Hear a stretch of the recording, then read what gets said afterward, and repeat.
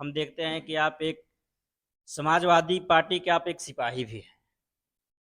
तो समाजवादी पार्टी से आप क्यों जुड़े?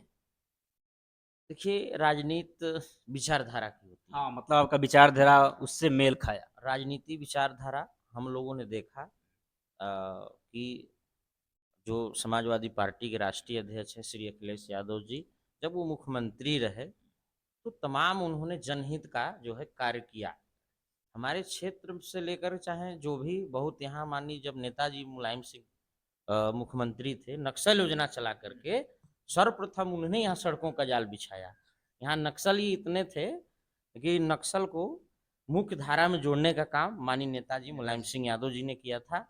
और उनके जब सुपुत्र हुए तो इनको भी, और उस क्षेत्र में आपको बता दूं, हम लोग पढ़ रहे थे, बच्चे इधर पढ़ने वाले नहीं मिले। जितने अगर एक दो लड़के पढ़े इंटरमीडिएट पास मिले तो उनको जो है छूट के आधार पर, प्राथमिकता के आधार पर उनको उत्तर प्रदेश पुलिस में भर्ती कराया गया।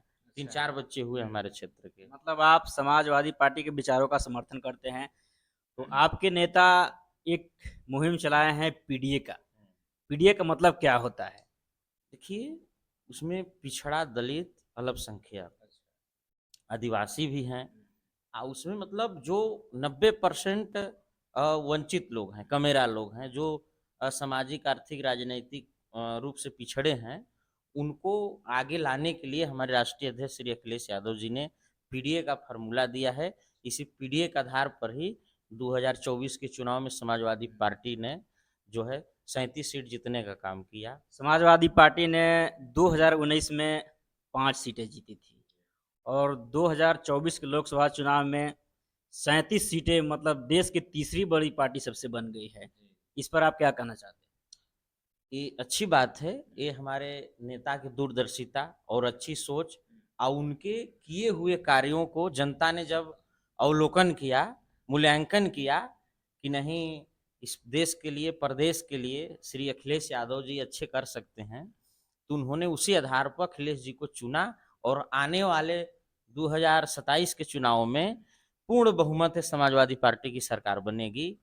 और गरीब के लिए और जो पिछड़े वर्ग हैं और दबे कुचले वंचित लोगों के लिए अच्छी योजनाएं, अच्छे प्लान लेकर के श्री अखिलेश यादव जी। 2027 में आप सरकार बनाने की बात कर रहे हैं, तो आपके पार्टी के, आपके नेता का जनता के प्रति मेन मुद्दा क्या रहेगा? किस मुद्दे पर आप लोग 2027 का चुनाव लड़ेंगे?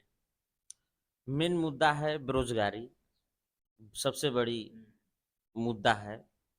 स्वास्थ्य है, चिकित्सा है, स्वास्थ्य है।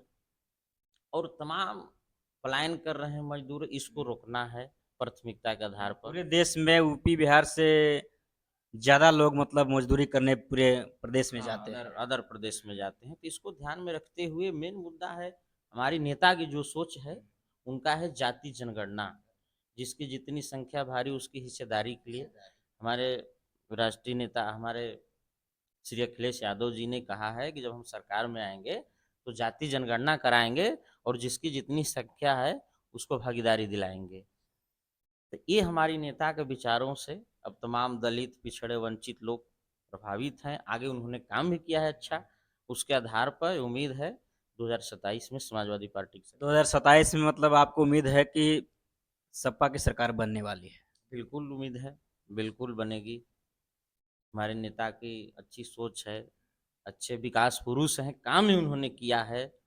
102, 108 एम्बुलेंस यहाँ के लिए जान लिया। अभी यहाँ आप, ये हमारा जो पहाड़ी क्षेत्र है, पिछड़ा नक्सल ध्रुव क्षेत्र, यहाँ मान लीजिए कोई कोई गाड़ी में नहीं, जहाँ पर्सनल गाड़ियाँ नहीं हैं, आप एक फ़ोन लगाइए, यहाँ 20 से 15-20 मिनट में 102, 108, 112 एम्बुलेंस श्री अखिलेश यादव जी के द्वारा चलाई हुई एम्बुलेंस यहाँ आती है।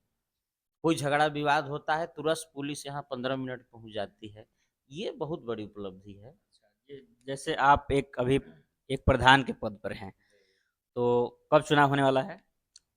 चुनाव तो संभवतः देखिए 2000 जो है 26 में होगा। 26 में होगा।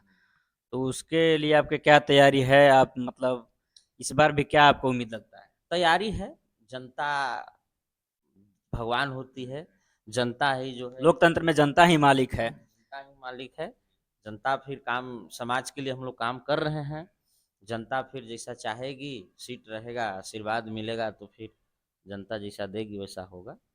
साथ थे मड़पा ग्राम पंचायत मड़पा के प्रधान जी, जो कि इन्होंने हमारे सवालों को बखूबी तरीके से इन्होंने सवाल का जवाब दिया।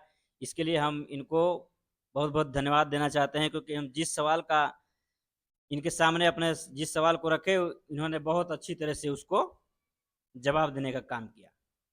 बहुत-बहुत धन्यवाद।